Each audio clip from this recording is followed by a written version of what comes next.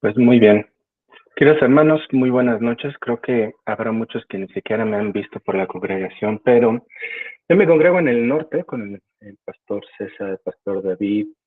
También como dice la hermana, estoy como maestro en el ITI acá en el norte y mi primera vez acá compartiendo con todos ustedes. Vamos a empezar primero con una pequeña alabanza. Me gustaría, por el tema que vamos a ver el día de hoy, que escucháramos una alabanza que se llama Espera en Dios, de Jonathan Sara Jerez.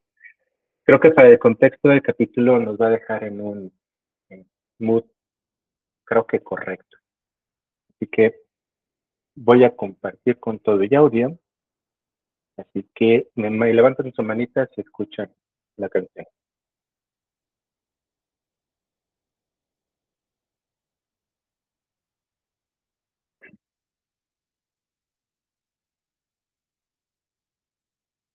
Pero ¿qué creen? No me libré de un pequeño problema y les presenté la que no quería.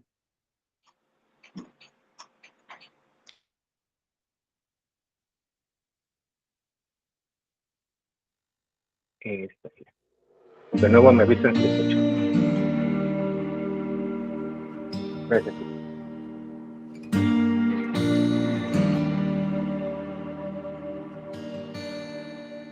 Oscura la noche,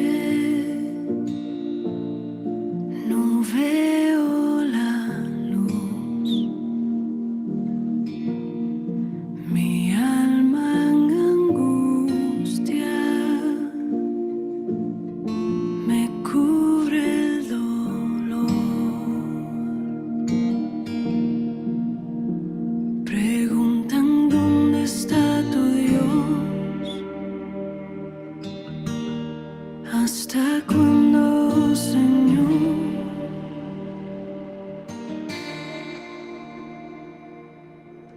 Roca mía, esperanza mía, anclado en ti está mi corazón. Cerca estás al alma quebrantada y en la noche tú eres mi canción. En ti confío, no me moveré.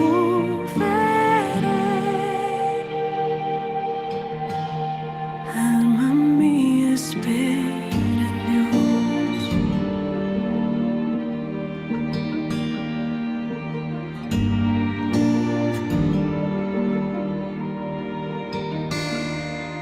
Mis lágrimas corren, derramo mi ser. Me has olvidado, te busco otra vez. Pregunto dónde estás, oh Dios, oh escucha mi oración.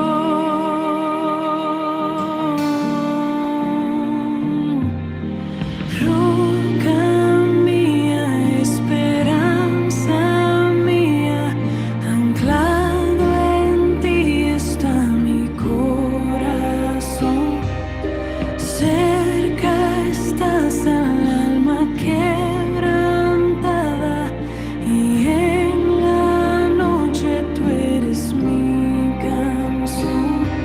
En ti confío, no me moveré. Alma mía, espera en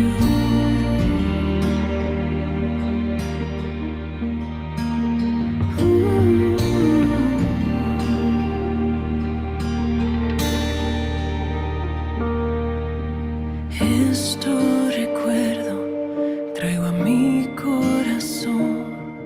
Esta es mi esperanza, el Señor es mi porción. Jamás se terminan tus misericordias, tus bondades nunca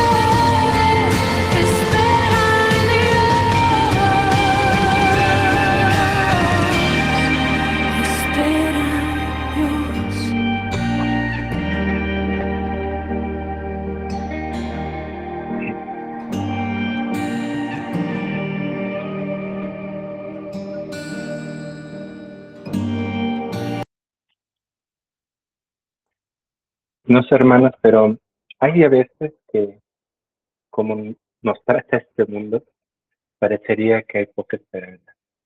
Pero el día de hoy, Dios nos tiene un mensaje en el que todos vamos a poder salir fortalecidos, viendo cómo fue fortalecido nuestro querido y amado apóstol Pablo. Así que, si les parece, cierren sus ojitos, vamos a orar para comenzar. Bendito Señor y Dios, te damos muchas gracias esta noche. Porque eres bueno, Padre, porque te podemos reconocer como nuestro Dios Todopoderoso, que todo lo puede, todo, Señor, está en tu mano, incluyendo nuestras vidas, Señor. Que no hay absolutamente nada que pase alrededor de nosotros, que no sea porque tú lo permites, Padre. Ayúdanos, Señor, a tener paz en nuestro corazón, sabiendo que tú estás bajo control y que ahora, Señor, en la lectura de Hechos 23, viendo, Padre, los acontecimientos que sufrió nuestro apóstol Pablo, Señor, podamos ver también cómo tu mano lo guardó, Señor, hasta que cumpliese el último momento que tú tienes preparado para él. De esa manera, Señor, nosotros también podremos entender que estamos contigo y tú con nosotros todos los días de nuestra vida. Te pedimos, Padre, que esta noche quites todo estorbo, que no haya nada, Padre, que distraiga nuestros sentidos de la palabra, que podamos salir edificados, confortados en nuestros corazones, a quienes lo necesiten, Señor, y que te podamos ver como el Dios Todopoderoso que eres. En el nombre de Jesús, Señor, ponemos este estudio y cada una de las familias representadas aquí. Bendito seas por siempre, Señor. Amén. Pues bueno, denme un segundo, voy a cerrar mis ventanas. El día de hoy vamos a ver Hechos 23 y le puse por título a esto, Dios guarda la vida del Padre. Vamos a ver 5 grandes cosas. Dos de ellas son bastante rápidas. La primera es el bosquejo general, donde nos encontramos en el libro de Hechos. La segunda es un contexto general, cómo es que llegamos a esta situación en específico. Y 3 cosas particulares del capítulo, que es el Pablo ante el concilio, el complot contra Pablo y Pablo que fue enviado al Félix, el gobernador. Entonces, en general, no me voy a tener en toda la parte del bosquejo. Cuando el Señor Jesús le dio el mandato, la gran comisión, les pidió que fueran a dar testimonio en Jerusalén, en Judá y Samaria y hasta el último de la tierra. A partir del capítulo 13 hasta el final de Hechos, se encarga de narrar cómo es que se llevó el mensaje hasta el último de la tierra. Y lo último de la tierra, a lo cual se hace referencia, es Roma. A partir de ahí, ese es el último viaje misionero no tan en voluntad de Pablo, pero siempre estuvo en su corazón. Y específicamente hoy nos encontramos en esta parte del inicio del viaje de Pablo a Roma. De nuevo, no es que Pablo haya comprado sus boletos y haya decidido irse a Roma, pero lo cierto es que Dios se encargó de que eso pasara. Y bueno, ¿cómo llegamos hasta aquí? Entonces, en los versículos y capítulos anteriores, Pablo estando en Jerusalén, había un tumulto en el templo. Pablo estaba ahí con que habían dicho que había entrado con un gentil al templo. Entonces se hizo un gran tumulto en el templo y lo sacaron por una puerta, lo dejaron en las escaleras y lo comenzaron a golpear. Entonces, alguien le dio aviso al comandante de la Guardia Romana, van a rescatar a Pablo y el pueblo ya había golpeado a Pablo, es decir, no libró el centurión que lo tomó, no libró a Pablo de haber sido golpeado.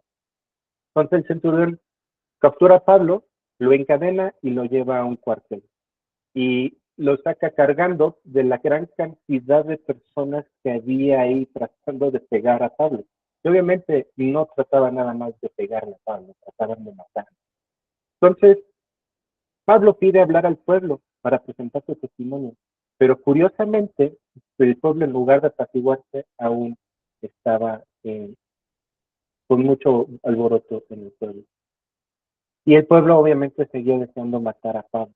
Y después de ahí el comandante lo mandó a azotar al cuartel, pero cuando Pablo habla al comandante y habla en griego, se dan cuenta que no es cualquier persona.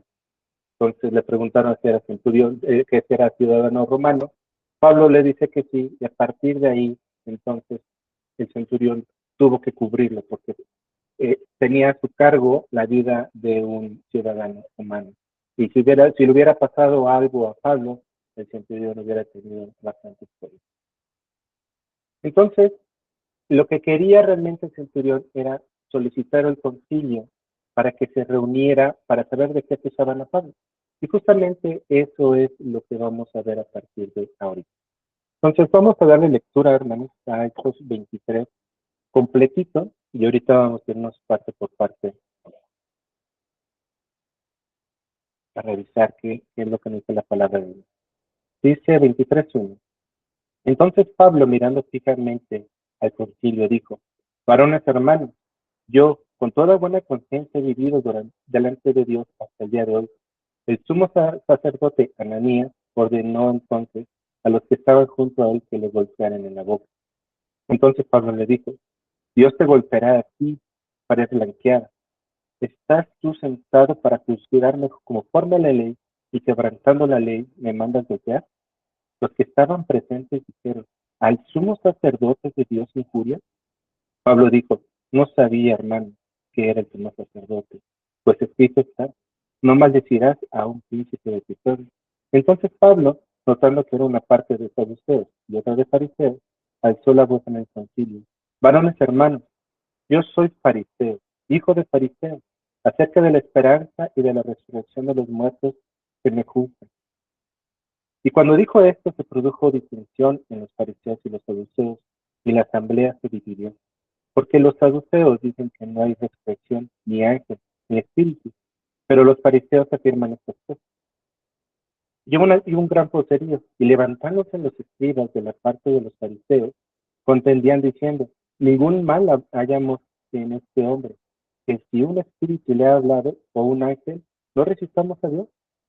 Y habiendo grande disensión, el tribuno, teniendo temor de que a Pablo fuese despedazado por ellos, mandó que bajasen soldados y le arrebatasen de en medio de ellos y le llevasen a la fortaleza. A la noche siguiente se le presentó el Señor y le dijo: ten ánimo, Pablo, pues como has testificado de mí en Jerusalén, así es necesario que testifiquen también en Roma. Venido el día, algunos de los judíos tramaron un complot y se juramentaron bajo maldición diciendo que no comerían ni beberían hasta que hubiesen dado muerte a Pablo. Eran más de 40 los que habían hecho esta conjuración, los cuales fueron los principales sacerdotes y a los ancianos y le dijeron: nosotros nos hemos juramentado bajo maldición a no gustar nada hasta que hayamos dado muerte a Pablo. Ahora pues, vosotros, con el concilio, requerid al tribuno que traiga mañana ante vosotros, como que si quieres indagar alguna cosa más acerca de él, y nosotros estaremos listos para matarle antes de que llegue. Mas el hijo de la hermana de Pablo, oyendo hablar de la celada, fue y entró en la fortaleza y dio aviso a Pablo. Pablo, llamando a uno de los centuriones, dijo: lleva a este joven ante el tribuno, porque tiene cierto aviso que darle. Entonces, tomándolo, le llevó al tribuno y dijo: el preso Pablo me llamó y me rogó que trajese ante ti a este joven, de que tiene algo que hablar. El tribuno, tomándolo en la mano, retirándose aparte, le preguntó: ¿qué es lo que tienes que decirme? Él le dijo: los judíos han convenido en rogarte mañana, que mañana lleves a Pablo ante el concilio, como van a requerir alguna cosa más acerca de él, pero tú no les creas, porque más de 40 hombres de ellos desechan, y los cuales han jurado bajo maldición a no comer ni beber hasta que le hayan dado muerte, y ahora están listos esperando su comer. Entonces el tribuno despidió al joven, mandándole que no le dijese a nadie lo que había visto, dado visto de él. Y llamando a 2 centuriones, mandó que preparasen a la hora tercera de la noche 200 soldados, 70 jinetes y 200 lanceros, para que fuesen hasta Cesarea, y que preparase cabalgaduras en que poner a Pablo y llevar a salvo a Félix el gobernador. Y escribió una carta en estos términos: Claudia Licia, al excelentísimo gobernador Félix, salud. A este hombre, aprendido por los judíos y que iban ellos a matar, lo libré yo, acudiendo con la tropa, habiendo sabido que es ciudadano romano, y queriendo saber la causa por la que le acusaban a llevar concilio de ellos. Y hallé que le acusaban por cuestiones de la ley de ellos, pero ningún delito tenía digno de muerte o de prisión. Pero al ser avisado de acechanzas que los judíos habían tenido contra este hombre, al punto le he enviado a ti, intimando también a los acusadores que traten delante de ti lo que tengan contra él, pásalo bien. Y los soldados tomaron a Pablo, como se les ordenó, y lo llevaron de noche a Antípatris. Y al día siguiente, dejando los minutos que fuesen con él, volvieron a la fortaleza. Cuando aquellos llegaron a Cesarea y vieron la casa del gobernador, presentaron también a Pablo delante de él. El gobernador, leída la carta, preguntó de qué provincia era, y habiendo entendido que era de Sicilia, de Cilicia, le dijo, te oiré cuando vengan tus acusadores, y mandó que le custodiasen en el pretorio de Herón. Título largo, muchas cosas que ver y muchas curiosidades también que nos vamos a ir enterando el día de hoy. Entonces, en el versículo 1, la primera parte, Pablo se presenta en el concilio. Fariseos, saduceos, escribas de ambas partes, escuchando como si fuera una tribuna y el sumo sacerdote ahí presente. Entonces, Pablo empieza a tratar de defender su fe. Y lo primero que hace es lo mismo que estaba haciendo fuera del templo, que fue interrumpido, trata de hacerlo ahora frente al concilio. Y muchos de los judíos que estaban en la escena final del capítulo 22 están aquí mismo. Ahora, cuando este concilio se arma o se junta, lo preside el sumo sacerdote. Y a ellos se les refiere como varones hermanos, que era más o menos colocarse a todos en igualdad de situaciones. Es decir, Pablo tenía las credenciales suficientes para presentarse aquí ante el concilio. Ahora, probablemente Ananías, que era el sumo sacerdote de la época, no tenía idea de quién era Pablo. Ahora, Pablo dice algo que parece complejo de comprender, dado que es acusado justamente con todo, que dice con toda conciencia he vivido delante de Dios. Entonces, si a mí me aprenden por un delito y lo primero que digo es que soy culpable, sería raro, ¿no? Entonces, lo que hace aquí Pablo es decir, yo he vivido toda mi vida delante de Dios con mi conciencia limpia. Y eso parece que tampoco le gustó mucho a mí. Pero entonces, su confianza de Pablo no era vana. Pero para Ananías esto no era algo entendible, algo que le pareciera ni siquiera cercano a lo justo. Entonces, el sumo sacerdote Ananías le ordena a los que estaban que lo golpeen. Entonces, si lo manda a golpear, era porque era algo aceptable para Ananías, era algo que Ananías tenía como práctica hacer, no le importaba mucho. Ahora, el tema de acá, y por eso la respuesta que le da Pablo, es que debajo de la ley no tenían permiso de ponerle ninguna pena corporal a nadie que no haya sido juzgado.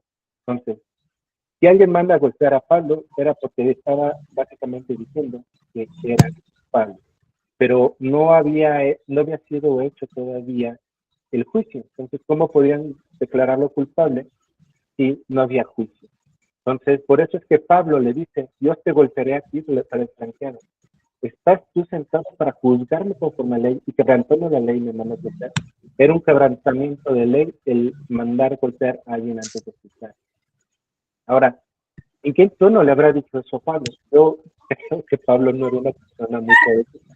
Yo creo que tenía un carácter más o menos fuerte. Y lo hizo en...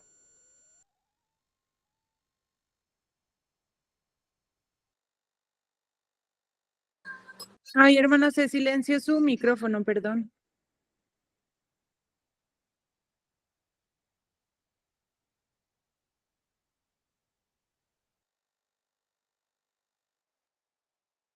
¿Hasta dónde me escucharon?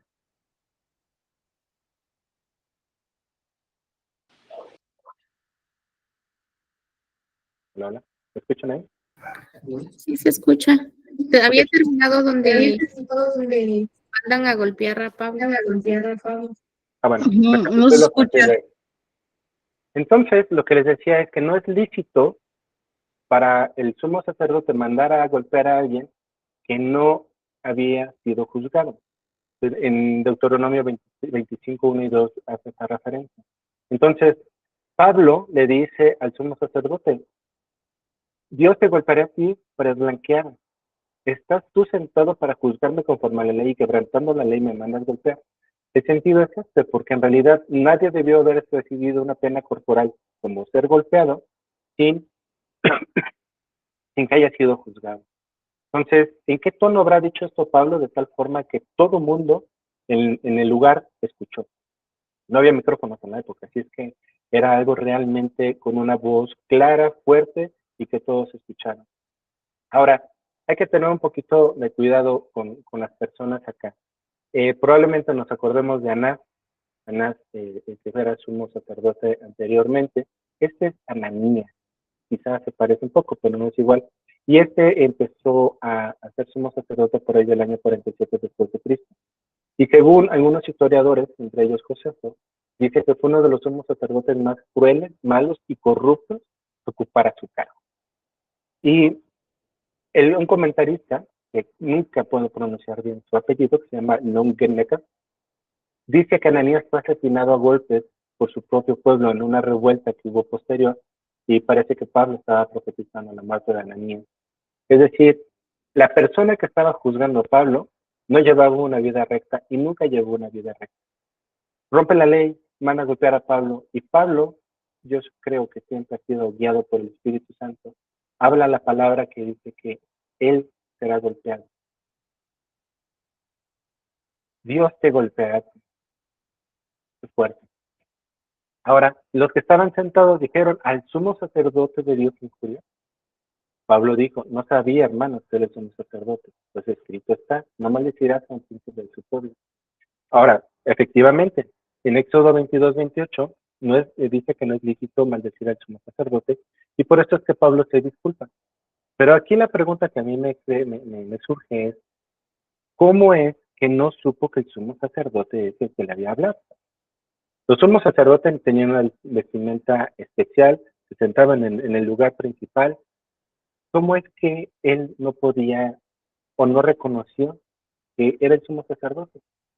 ¿Será que Pablo estaba mintiendo y dijo no sabía? En realidad tenemos dos pasajes en la carta de Gálatas, que por cierto, Gálatas es de la primera carta que escribió el apóstol Pablo, que es de las primeras entre Gálatas y Santiago, de las primeras cartas que salieron hacia la iglesia. En Gálatas 4, 14 hace una inferencia a que los hermanos de Galacia estarían dispuestos incluso a darle sus ojos si hubieran podido hacerlo. Y en 6:11 dice específicamente que miren con qué grandes letras los escribo, haciendo referencia a que Pablo tenía problemas de la vista. Y problemas de la vista probablemente desde que fue confrontado por nuestro Señor Jesús. Y eso fue algo que todo su ministerio sufrió. Y si nosotros leemos incluso en el libro de Hechos, Pablo siempre andaba con alguien. Pablo ocupó muchos amanuenses, muchas personas a las cuales les dictaban sus cartas. Entonces, aquí parece que Pablo tenía un problema de la vista y eso puede ser el tema que no pudo saber que era el sumo sacerdote. Y ahora, probablemente, y también puede ser, es que Pablo tenía alrededor de 20 años entre cuando pidió cartas para ir a perseguir a la iglesia a Damasco y este momento habían pasado 20 años. Entonces, el sumo sacerdote ya no era el mismo sumo sacerdote, las personas en el templo ya no eran las mismas personas en el templo. Entonces, también hubiera sido posible que en el tumulto no supieran exactamente quién era el sumo sacerdote. Yo me inclino un poquito en que Pablo no tenía buena vista y es por eso que habló de esa forma al que lo mandó golpear. Alguien del concilio de forma abierta. Porque yo creo que Pablo, y eso sí lo dice la Biblia, siempre estuvo consciente de dar buen ejemplo, incluso con la ley. Versículo 6. Entonces Pablo, notando que era parte de saduceos y otra de fariseos, alzó la voz en el concilio. Varones hermanos, yo soy fariseo, hijo de fariseo, acerca de la esperanza y de la resurrección de los muertos en mi juzgo. Y esto es verdad. Cuando Pablo abre su elocuente discurso afuera del templo, está tratando de ofrecer acerca de la esperanza de la resurrección de los muertos. Y eso es únicamente a través de una sola persona, y es el Señor Jesús. Entonces, Pablo ocupa esta verdad absoluta del discurso del Evangelio para hacer algo que me parece sumamente inteligente. Se da cuenta que había saduceos y fariseos. Y entonces, con la verdad que habla, logra lo que viene. Cuando dijo esto, se produjo la disensión entre los fariseos y saduceos, y la asamblea se dividió, porque los saduceos dicen que no hay resurrección, ni ángel, ni espíritu, pero los fariseos afirman estas cosas. Pues a través de esta declaración de verdad, Pablo logra dividir el concilio. Y nada más para hacer un poquito de memoria, porque les voy a mencionar a otro grupo de judíos. Entre el periodo intertestamentario, es decir, entre Malaquías y Mateo, se crearon varias facciones de judíos. Estaban los fariseos, por supuesto, prácticamente cualquier persona que pudiera leer y escribir podría llegar a ser fariseo. Únicamente algunos ricos llegaban a ser saduceos. Los saduceos eran más afines a la parte económica que tenía Roma. Estuvieron los escenos fueron los que guardaron los rollos y se fueron a las cuevas de Qumran, alejados como si fuera un monasterio, alejados de todo lo que estaba ahí. Y estaban los celotes, que era como un partido medio radicalizado, que lo que decían es que únicamente tenían a un solo rey, y ese rey era Dios, y ellos a través de eso juzgaban sobre todo a los romanos, y ocupaban unas dagas que le llamaban sicas, que por cierto de ahí viene la palabra sicario, para asesinar a regentes, a algunos políticos romanos y personas. Es decir, eran bastante radicalizados estas personas. Entonces, estos saduceos y los fariseos tenían, digamos, intereses realmente distintos. Los fariseos más apegados a la ley, al que puedan entender qué es lo que Dios quiere. Como hemos visto a lo largo de los evangelios, en realidad muchos de ellos se perdieron dándole mucho más peso a la ley que al espíritu de la ley, pero básicamente estaban divididos en creencias. Y eso es justamente lo que pasó. Se dividieron en creencias. Y ahora dice que hubo un gran vocerío levantándose los escribas de la parte de los fariseos, es decir, había escribas fariseos y escribas saduceos. Contendían diciendo, ningún mal hablamos. ¿Cómo iban a encontrar mal si era justamente lo que ellos todo el tiempo que se juntaban estaban alegando? Que sí había resurrección, que hay ángeles y que hay espíritus. Y dicen, si algún espíritu le ha hablado o un ángel, no resistamos a Dios. Es decir, dos de las cosas que los saduceos rechazan, los escribas les dijeron que un espíritu que rechazaban o un ángel que también rechazaba, no podemos resistir a Dios. Ahora, cuando dice vocerío, en realidad fue una gritería, un clamor, algo que realmente se subió de tono. Una palabra similar se ocupa cuando Esteban está dando también la defensa de su fe ante el mismo concilio. Estas personas empezaron a enojarse más y más, de tal forma que estuvieron a punto de despedazar a nuestro querido amigo Pablo.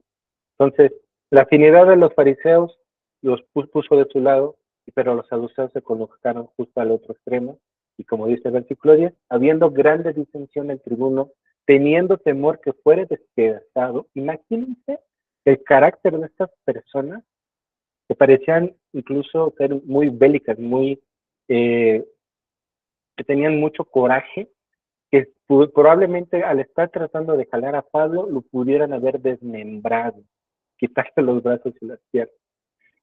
El tribuno tenía temor porque ahora sabía que Pablo era un ciudadano romano. Y hay de él si le pasaba algo. Entonces, por eso fue que mandó que bajasen los soldados y lo arrebatasen en medio de ellos y lo llevasen a la fortaleza. Y en verdad se puso la cosa grave, porque para que tuviera que mandar soldados a sacarlo de ahí, realmente se puso muy, muy pesada la cuestión del concilio ahí. Ahora, Recordemos que todo lo que Pablo hacía era influenciado por el Espíritu Santo, de tal forma que ahora estaba salvo en la fortaleza. Y aquí voy a tener una imagen para que se den cuenta más o menos de lo que significa de la fortaleza. Del lado izquierdo, acá está una pared del templo. Esta que está acá, que dice Antonina, es la fortaleza Antonina. Esa fortaleza Antonina fue construida por Herodes el Grande. Y por el contexto de los lugares que están hablando en el libro de Hechos, lo más probable es que sea esta la fortaleza donde se resguardó Pablo. Yo les diría, ningún judío se iba a poder meter aquí por dos razones. Porque era de gentiles, habitada por gentiles, y porque tenía paredes bastante altas y estaba rodeada por soldados romanos. Y es importante esto por el juramento que vamos a ver después de las personas que quisieron matar. Ténganlo en mente. Ahora, perdón, 10:11. Que a la noche siguiente se le presentó el Señor y le dijo, ten ánimo, Pablo, pues como has testificado de mí en Jerusalén, así es necesario que testifiques también en Roma.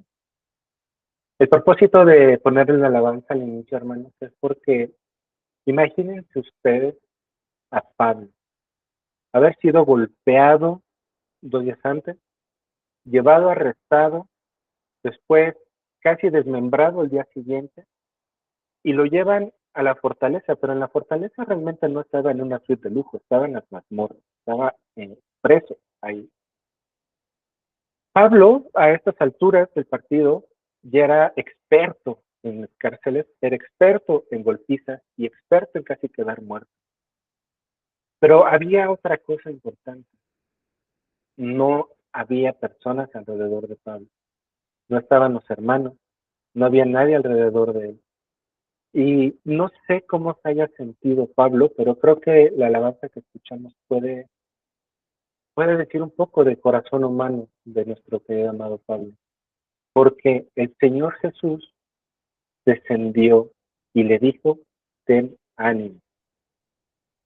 ánimo, pues como has testificado en mí en Jerusalén, así es necesario que testifiques también en Roma. Cuando la palabra que se ocupa para ánimo es daxeo, es tener confianza, confiar. Es decir, si el Señor nos da una promesa, nosotros tenemos que confiar en el Señor de la promesa, porque en Él sus promesas son sí y son amén. No importaba qué pasara, Pablo iba a llegar a Roma. Y en el resto de los capítulos de Hechos vamos a ver eso. Y fíjense que haciendo esto me acordé también del profeta Elías. ¿Se acuerdan del profeta Elías? Después de hacer el sacrificio que descendió fuego del cielo, que mató a los profetas de Baal, se tuvo que ir a un arroyo seco donde el Señor le proveía. Y también se le presentó y le dijo que tuviera ánimo, que aún le faltaban muchas cosas por hacer y que se había guardado a 70 escogidos. Así es, a veces, aunque estemos haciendo la obra del Señor, lo que Dios nos mandó, hay veces que el mundo parece increíblemente complejo, desgastante, frustrante y nos sentimos apachurrados. Y lo que nos dice el Señor el día de hoy es, ten ánimo, ten valor, confía en las promesas.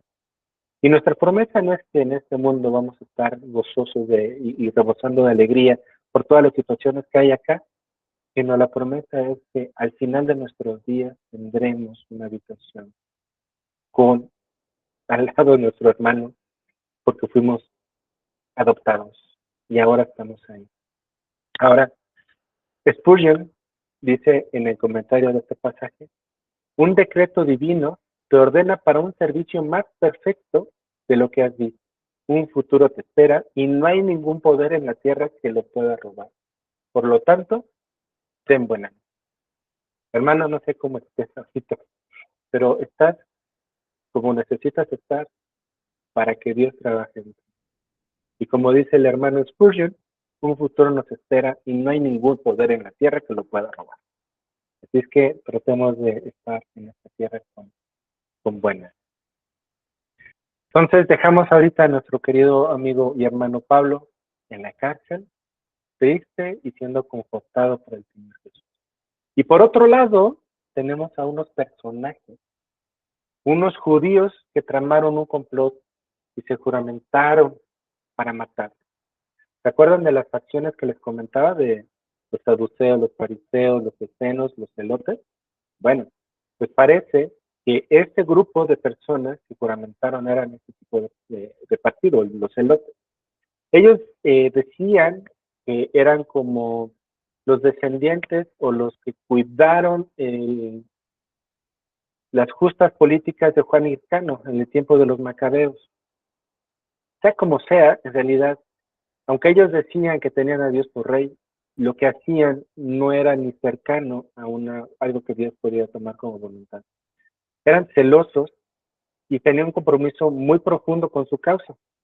De nuevo, no significa que su causa fuera buena, ni aun cuando ellos pensaban que tenían a Dios como rey. El celo que tenían no era acorde con el conocimiento. Es decir, si nosotros vemos en el Antiguo Testamento, Dios una y otra vez dice que tenemos que guardar la vida, tenemos que ver por nuestro prójimo, tenemos que ser pacientes, tenemos que ser amorosos con nuestro prójimo. Ellos no eran nada de eso. Pero entonces, este tipo de personas son las que estaban en secreto tratando de matar a Pablo. Ahora, 40 de ellos nada más, son los que hicieron ese juramento. No fueron contratados por el sumo sacerdote ni por el concilio. Ellos solos, de sí mismos, pensaron que Pablo era algo digno de matar, ¿no? Que era algo que no necesitaban y que estaba causando muchos problemas. Y fueron a los principales sacerdotes y a los ancianos. Y yo me pregunto, ¿cómo es que este tipo de personajes puede llegar a este tipo de personajes? Es decir, cómo los celotes, como estas personas que son capaces de matar a otra sangre fría, incluso hacer planes para matar a otra sangre fría, pueden entrar tan fácilmente con los sacerdotes y los ancianos. Eso refuerza lo que les comentaba de nuestro querido Ananías. Parece que ella se había corrompido mucho y probablemente, aunque no había sido solicitado en esta ocasión por Ananías, no había sido la primera vez que estos actuaban a favor de Ananías para hacer cualquier atrocidad que hubieran hecho estas personas. Entonces, lo que le piden estos asesinos al concilio es que le digan al tribuno que traigan a Pablo y entonces en el camino lo matan. Y ya, ¿no? Entonces, querían que los asesinos querían que los sacerdotes mintieran al tribuno y que si su mentira era un pecado y los hombres que debían estar comprometidos de la ley de Dios parecían pues, no estar contentos cumpliendo con ello. De nuevo, el sistema en ese momento, el sumo sacerdote era realmente una persona corrupta. Luego, aquí es una de las diosidencias que podemos encontrar en el libro de Hechos. El hijo de la hermana de Pablo, oyendo hablar de la celada. Pues, ¿dónde estaba el hijo de la hermana de Pablo? En el templo, sirviendo en el templo. Y era una persona probablemente de confianza en el templo, porque estuvo cerca de los sacerdotes y cerca de los ancianos, de tal forma que, de casualidad divina, el hijo de la hermana de Pablo escuchó hablar de la celada. Y aquí vemos otra vez cómo la mano de Dios empieza a proteger a nuestro hermano Pablo. Y se fue y entró en la fortaleza y dio aviso a Pablo. Únicamente los familiares y amigos, más bien, los familiares y los amigos eran los únicos que podían llevarle comida a los presos. Es decir, cuando alguien estaba preso, la cárcel no les daba de comer. Necesitaban que amigos o familiares les llevaran comida. Entonces, no era poco común que el sobrino de Pablo pudiera llegar a ver a Pablo. Y otra cosa que me parece que también pasó es que lo acompañó Lucas, porque Lucas tiene un testimonio muy claro de eso. Entonces le dice a Pablo lo que pasó. Pablo llama a uno de los centuriones y el centurión obedece la petición de Pablo. Le dice, lleva a este joven ante el tribuno. Yo creo que Pablo una y otra vez, con una gran calidad humana, trataba con mucho respeto a todas las personas que tenía alrededor. Y ese respeto y ese amor que presentaba Pablo hacia las personas que estaban alrededor de él, convertidos, no convertidos, judíos, gentiles y de cualquier situación, le ayudaba a tener este tipo de cosas. Porque entonces el centurión llevó al niño o al joven al tribuno. Y entonces le dice todo lo que era el plan para matar a Pablo. Entonces, lo que le dice simplemente es, primero lo separa, únicamente él escucha lo que el chico dijo y lo despide y le dijo que no le dijera a nadie eso. Entonces, aquí Dios, de nuevo, ocupando medios humanos, como el sobrino de Pablo, el centurión y el tribuno, va a empezar a guardar la vida de Pablo. Entonces, si nosotros pensamos en lo que viene, que es cuando Pablo es enviado, en la situación en la que fue enviado, primero el tribuno llama a 2 centuriones para que preparasen a la hora tercera, esto es a las 9 de la noche, 70 jinetes, perdón, 200 soldados, 70 jinetes y 200 lanceros. 470 personas para cuidar a un soldado romano, a un ciudadano romano de 40. ¿Se dan cuenta del,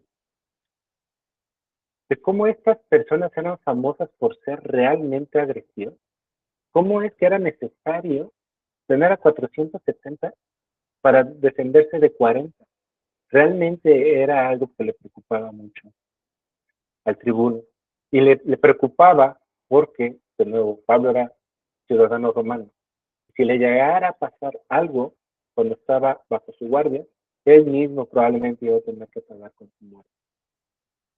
Ahora, si estos personajes tenían y eran diestros para matar, y nosotros pensamos en que estas personas fallaron, ¿qué les habrá pasado a estas personas? Pues, bueno, vamos por partes. Entonces, lo que hace el tribuno es deshacerse del problema y le escribe al gobernador para que él se haga cargo. Y eso tiene 2 causas. La primera es sacarlo del complejo de los judíos, porque ahí obviamente tenían mucho que perder y cualquier distracción lo hubieran podido matar. Y después es deshacerse del problema del tribuno para que otro lo juzgara. Entonces le escribe al gobernador, le relata un poco convenencialmente, haciéndose como el héroe, el tribuno, de que yo lo libré y yo mandé y entonces yo te lo entrego a ti, excelentísimo, para que pudiera él juzgar algo que él mismo dice que ya había juzgado y no encuentra ningún delito, pero tampoco tiene la base para poderlo dejar ir, ¿no? Entonces, cuando esta palabra, por ejemplo, es que transmite un mensaje, cuando dice intimando, es que transmite un mensaje, da una instrucción específica. Y ahora será labor de Félix realizar un juicio con base a las acusaciones de los judíos, lejos de los tumultos y de las persecuciones. Y entonces los soldados toman a Pablo, como se les ordenó, y lo llevan de noche a Antípatris. 200 soldados únicamente llegaron a Antípatris y de ahí ya se llevaron a Pablo. Dice el comentarista William Barclay, hasta Antípatris, como 40 kilómetros, el campo era peligroso, poblado por judíos, y después de ahí el campo estaba abierto y plano, y que ya no era ya era muy complicado que pudieran hacer una emboscada ahí, porque ya incluso estaba muy poblado por gentiles. Entonces, al día siguiente, dejando a los jinetes que fuesen con él, volvieron a la fortaleza, y cuando ellos llegaron a Cesarea, dieron la carta al gobernador y presentaron también a Pablo delante de él. Entonces, Pablo logra salir de Jerusalén a Cesarea, en la costa. El complot de los 40 asesinos falló, pero ¿qué habrá pasado con ellos? Dice Longenecker que probablemente no murieran, aunque ellos juraron. Los sumos sacerdotes tenían ahí unas exclusiones para las cuales podían librar de un juramento. Entre ellas eran por cualquier tipo de contingencia. juramentos hechos en error y juramentos que no se podrían cumplir por alguna restricción. Entonces yo pensaría que también estos 40 sabían que no iban a pasar nada si mataban o no mataban a Pablo. Pero lo que sí es cierto es que tenían ánimo de matar a Pablo y Dios se encargó de protegerlo. Ahora, pensemos en esta protección. La protección fue estar preso y estar solo y probablemente padecer un poco de hambre y un poco de frío. Para que tengamos claro el panorama, de Jerusalén a Antipatris, que es más o menos la mitad del camino, Barclay dice que son como 40 kilómetros, lo puse en Google Maps y son 120 kilómetros de distancia entre Jerusalén y Cesarea, y más o menos Antipatris está en la mitad. Entonces, de 40 a 60 kilómetros, de poblaciones que estaban llenas de judíos, de lugares complicados de acceso que eran factibles de una emboscada. Y el fin último era Cesarea Marítima, es decir, un puerto donde estaba el palacio de Félix, el gobernador en turno. Entonces, lo que hace Félix es que toma la carta y verifica que sea algo que le compete a él, y entonces le dijo, te oiré cuando vengan tus acusadores, y le mandó que le custodiasen en el pretorio. En pocas palabras, lo volvieron a meter en una celda hasta que llegaron los judíos, los mismos que lo acusaban en el templo, pero ahora en el palacio de Félix. Y esta sería la primera oportunidad de Pablo para hablar a alguien de ese nivel de autoridad, es decir, un gobernador. Y si se acuerdan, cuando fue Pablo escogido, que el Señor Jesús dijo que instrumento escogido me es este, es porque probablemente ningún otro, como Pablo, tenía las credenciales, los idiomas y otras muchas cosas que se necesita para hablar en estos momentos. Y ese era el inicio del cumplimiento de la promesa hecha a Pablo algunos, hace como 20 años, y que llevaría el nombre de Jesús ante el Rey. Esto dio el comienzo a 2 años de confinamiento de Pablo en Cesarea. Después de eso, él pasó a manos al menos 2 años en Roma, y juntando el tiempo de los viajes, los siguientes 5 años de la vida de Pablo vivió bajo la custodia de Roma. Y obviamente es un contraste entre los años previos de los viajes espontáneos y largos de Pablo a través de todas las iglesias, pero curiosamente Pablo vivió muchos años con gran libertad y tuvo que confiar en la promesa de Dios a través de sus años. Y aún tenía que confiar ahora en la promesa que le hizo el Señor Jesús en los años de poca libertad. Y Dios trabaja de una forma específica con cada uno de nosotros. Y a veces pensamos que las cosas complicadas que nos toca pasar cada día no las merecemos, son injustas, o probablemente son muchas. Pero, de nuevo, algunas son a causa de nuestras fallas, nuestros propios pecados.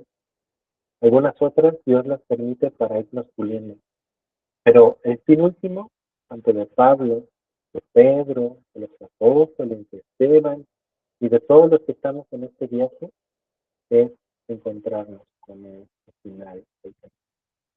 Entonces, ahora las promesas hechas antes y después se refieren entonces, porque el que las dio las va a cumplir. Y ahora, cuando continúen en el viaje de Hechos, van a ver cómo Pablo tenía plena certeza de que llegaría a Roma. No sabía cómo, no sabía qué medio, no sabía cuándo, pero Pablo sabía que llegaría a Roma. Porque eso no dependía de nada de lo que él hiciera, sino dependía nada más de la promesa. Pues aquí el capítulo 23 de Hechos, hermanos. Si tienen alguna duda, algo que quieran compartir por acá en el chat. Elizabeth. Sí, maestro, un gusto saludarlo. Respecto a este este pasaje que nos da, pues se me viene a la mente en que uno tiene que cumplir el propósito de Dios. Digo, Dios siempre va a poner esos ayudadores, para poder cumplir su propósito, ¿no? Porque su propósito era que en todos esos lugares se extendiera, se compartiera el evangelio, ¿no? Y fue que, pues, a Pablo le dio, ¿no? Esa fuerza, esa valentía para poder, alcanzar su propósito. Sí, correcto. O sea, a veces nosotros no alcanzamos a entender el porqué de todas las circunstancias que pasan. ¿Por qué se enferman nuestros hijos? ¿Por qué hay tanta carga de trabajo cuando necesito más tiempo para atender a mi familia? No sabemos por qué pasan todas estas cosas, pero Dios sí. Y lo que tenemos que hacer es descansar en la promesa de que Él tiene cuidado de nosotros.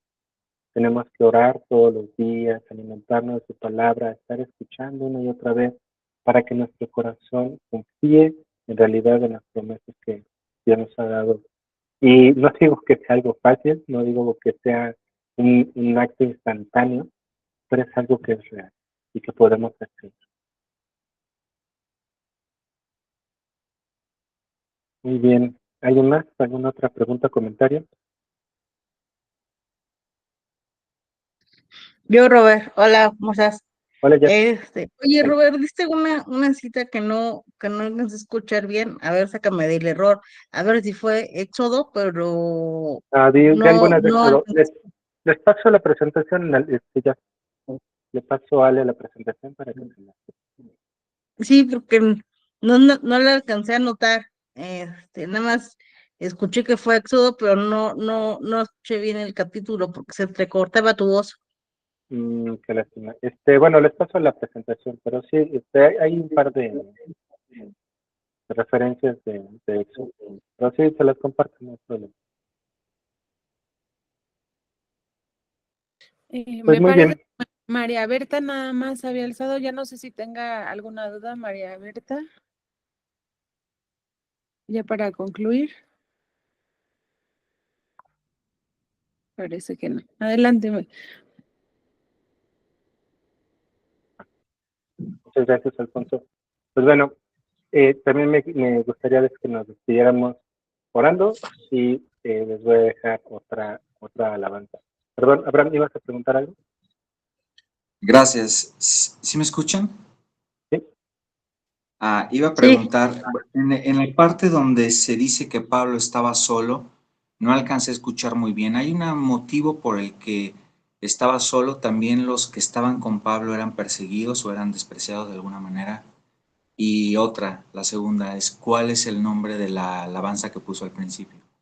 Bueno, les contesto primero la Ajá. última. El link de la alabanza se las dejo en la presentación. Se llama Espera en Dios de Jonathan Stanajer. Todo ese álbum no tiene desperdicio, es una hermosura de alabanza. Y la segunda es, el tema con la soledad, entre comillas, de Pablo, es que lo habían metido a un lugar que únicamente estaba resguardado por los romanos. Entonces, no había forma de que llegaran, digamos, todos los apóstoles y demás que estaban ahí también en Jerusalén. Estaban realmente muy custodiados. Y nada más algunos familiares y amigos que realmente fueran relacionados con él, los dejaban pasar a lo que era la fortaleza antonina. Ok, ¿Sí?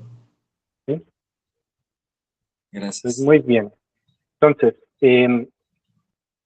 vamos a orar y estoy tratando, es que yo y el Google Meet nos llevamos muy bien. Les quiero compartir otra alabanza, pero esta va a ser después de orar. Así que vamos a orar, hermanos, para despedirnos. Cierren sus ojos. Bendito Señor, en verdad que podemos ver tu mano. Nos parece milagrosa, Señor, al guardar la vida de Pablo. Y podemos confiar, Señor, que tú también guardarás la nuestra cada día, Señor.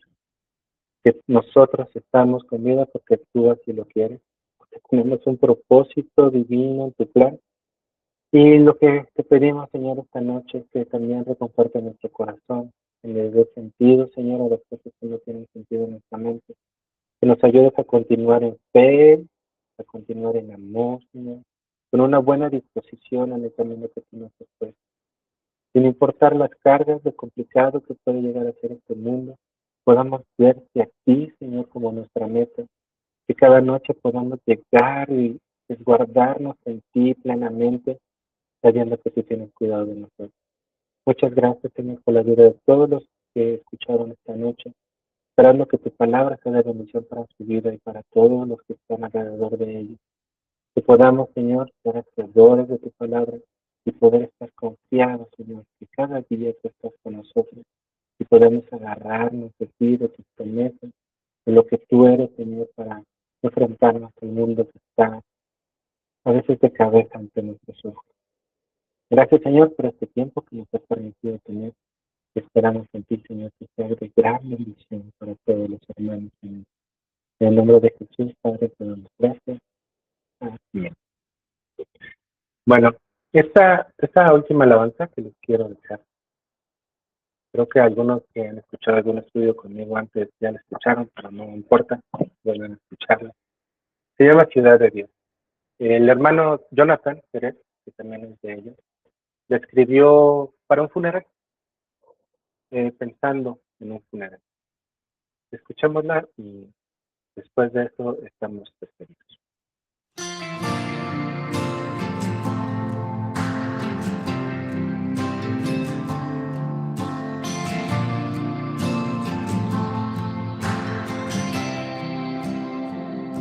Hay un lugar al que mi alma anhela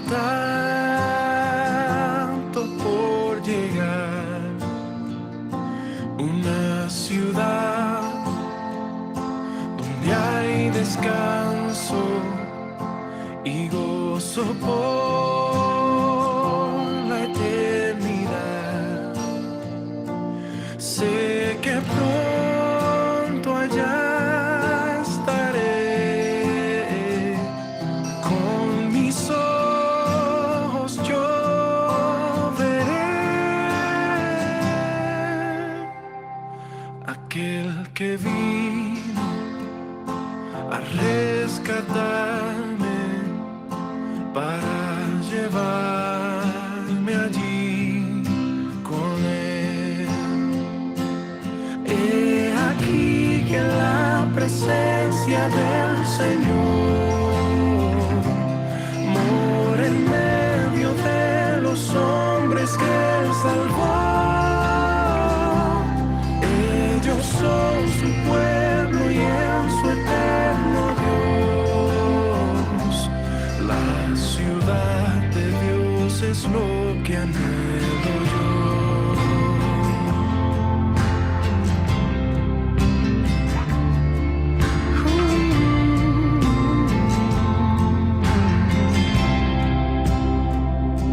Hay un lugar resplandeciente donde no hay más oscuridad, no existe más un enemigo, se vive en plena libertad, santa y dulce comunión,